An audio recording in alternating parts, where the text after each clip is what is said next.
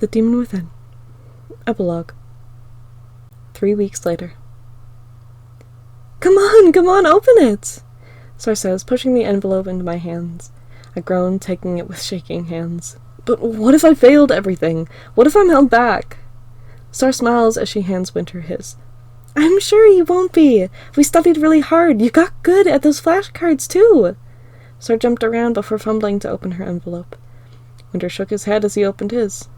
I stood there shaking with an uncomfortable smile as I look at the envelope. Would you look at that? Just about all 60s. That's not bad for starting near the end, Winter said, smiling and showing his report card to us.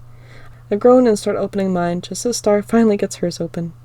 An average of 85! Woo! Star says, jumping around, smiling. I finally get mine open, my shaking hands making it annoyingly difficult.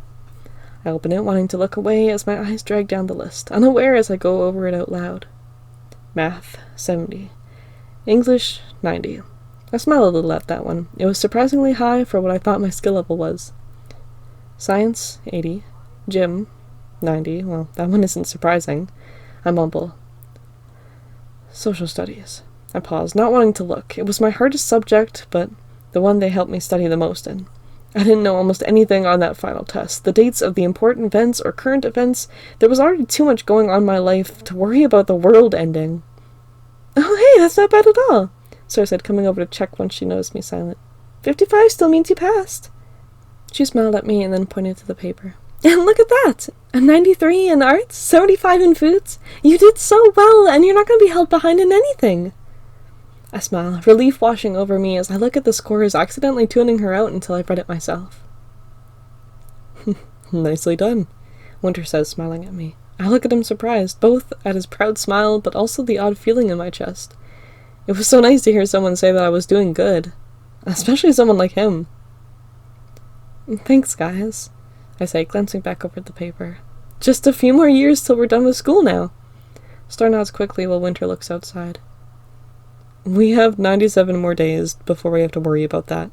Let's enjoy our summer and not worry about learning. Says you! You're just gonna study spells all year! Especially since you found out that book Jack was talking about, Star says, crossing her arms and glaring at him. Well, you two already said you'd spend the start of summer break teaching Ira everything there is about being a demon, so I think we're even. I chuckle as he crosses his arms, intimidating her, his tail wagging slightly behind him. I don't care about all that right now. Today we plan to hang out with everybody. Let's get ready before we're late to meet up, Star says, putting her paper down on the kitchen table and then running past us to go upstairs. Oh yeah, I mumble, smiling softly. I hope Clinton's doing okay. He seemed really stressed last time we talked. Winter just looked at me, his head tilting slightly. I just remember him sarcastically mumbling that his summer was off to a great start. I'm sure he'll be fine, Winter mumbles, putting his paper down on top of Star's. Although it was kind of cute to see Carl making him smile all the time, like last time we hung out. I swear that kid's never got a worry on his mind. Winter shakes his head, laughing softly. Yeah, what I wouldn't do to be that happy all the time. Or with someone to make you happy like that? Winter smirks. I wave my hand dismissively. I don't want someone to make me happy. I want to be happy by myself, I say, noticing his jab at my lack of a significant other. Besides, then I'd have all my time to make the world better. I won't have to worry about planning dates for my special somebody. Winter flinches as he looks at me. Hey, you said, don't worry. Your secret is safe with me. I won't mention what you have planned for her. Just don't forget her favorite type of pizza. That would be a bad move. I won't, he says, growling slightly. She doesn't like meat at all, so she always chooses the spinach option, usually forgetting to get it without chicken and with more sauce.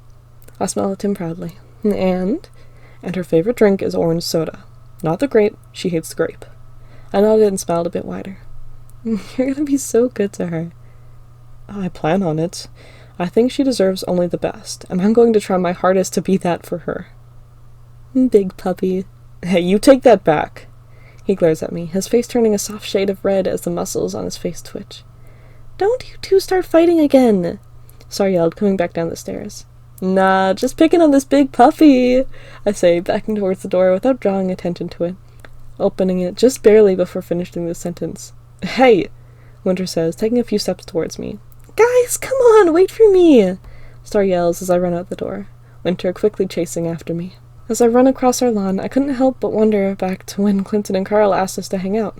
I tuned the thoughts of Winter angrily laughing behind me as I remembered Clinton's solemn expression, huge purple bags under his eyes, even if he did his best to have a warm smile on because of Carl.